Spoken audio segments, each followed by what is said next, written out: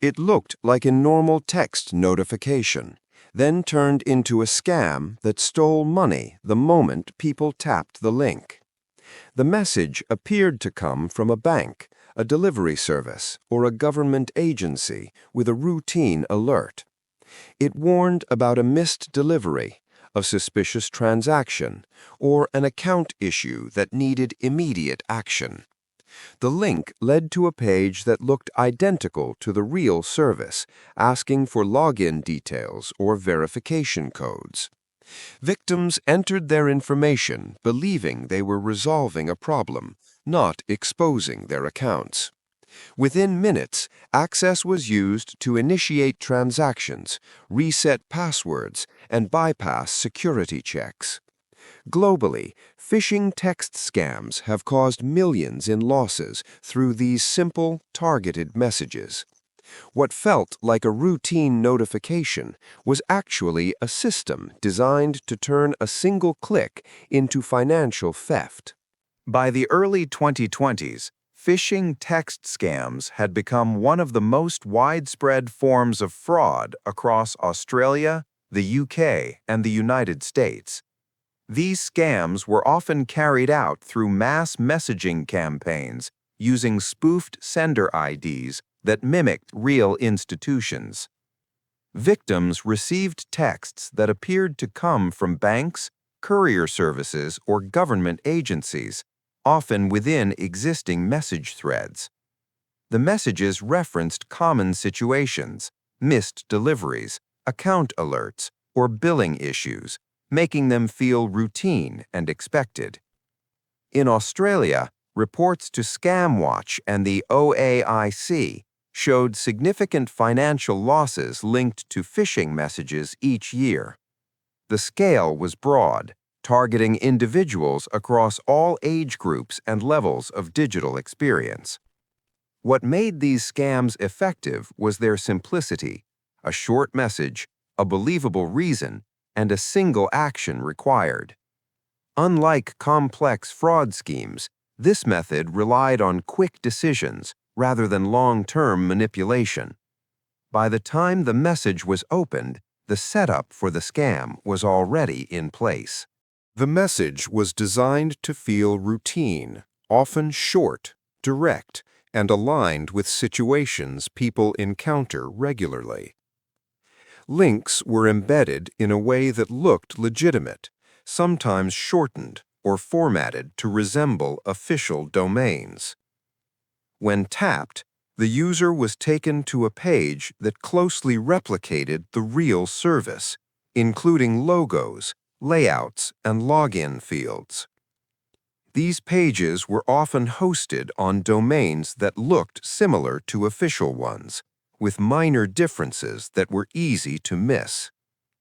Victims were asked to enter login credentials, verification codes, or personal details under the pretext of resolving the issue.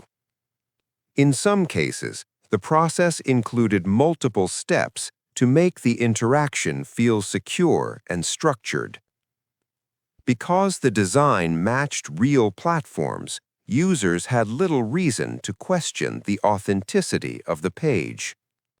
The entire interaction was built to be completed quickly, reducing the chance of second-guessing. By the time information was entered, the scam had already moved into the next stage. Once credentials were entered, the scammers moved immediately to access the real account before the victim could react. Login details were used in real time, often triggering legitimate security codes sent to the victim's phone. Victims unknowingly provided these codes on the fake page, believing they were completing a normal verification process. With full access, scammers could change passwords, update contact details, and lock the victim out of their own account. In banking cases, transfers were initiated quickly, sometimes split into multiple smaller transactions to avoid detection.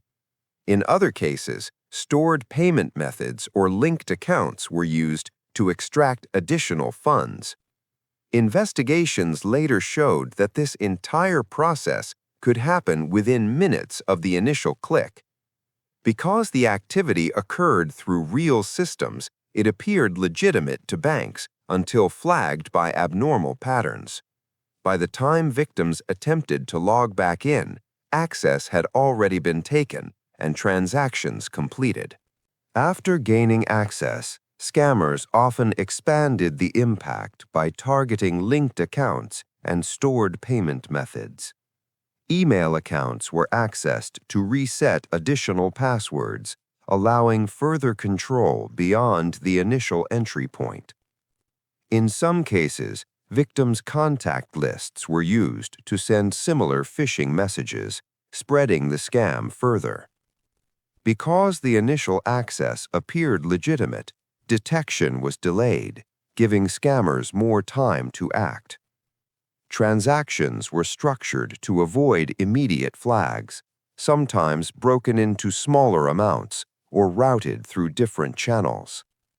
Reports from the OAIC showed that many victims only realized the issue after multiple accounts were affected.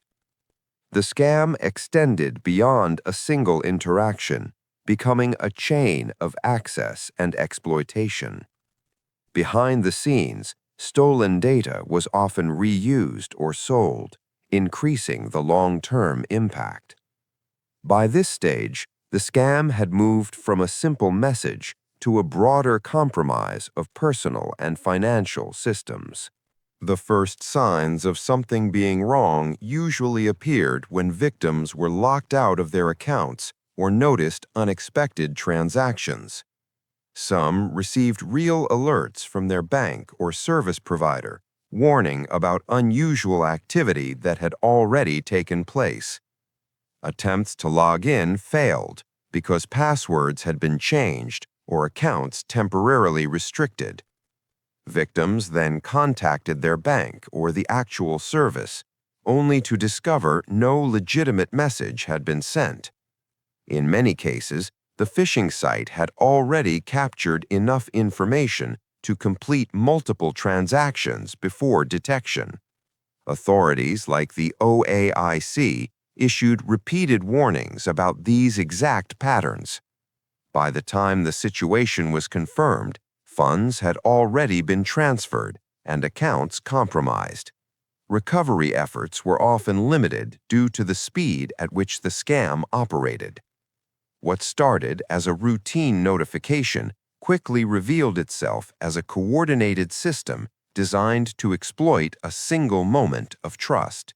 The scam was usually uncovered after victims reported unauthorized access to banks, telecom providers, or national fraud agencies. Patterns across thousands of reports showed the same structure: spoofed texts, cloned websites, and rapid account takeover. Agencies like the OAIC and the ACCC identified these as coordinated phishing operations at scale. Technical investigations revealed infrastructure built to send mass messages while hosting hundreds of fake login pages. Security analysts traced domains that closely resembled official websites, often active only for short periods before being replaced. Financial tracking showed how stolen funds were moved quickly through multiple accounts and converted to harder-to-trace forms. Telecom providers and banks introduced stronger filters, alerts, and verification steps in response to these findings. Despite these measures, new variations of phishing texts continued to appear, adapting to different brands and services. What seemed like isolated text messages was ultimately identified as a structured system, turning a single click into immediate financial loss. What made this scam effective was its simplicity: a short message, a familiar context, and a single action. Victims were not pressured over time. They made a quick decision in a moment that felt routine. The system relied on imitation, copying real brands, real scenarios, and real processes to remove suspicion. Because the interaction was brief, there was little time to question or verify the message. Investigations showed that the same structure was reused globally, with only the sender name and scenario changing. This allowed the scam to scale rapidly, while remaining difficult to block completely. The financial impact extended beyond immediate losses, including compromised accounts and reused personal data. For many victims, the entire event lasted only a few minutes from message to loss. The pattern remains active today, evolving with new tactics, but following the same core mechanism of turning a notification into theft.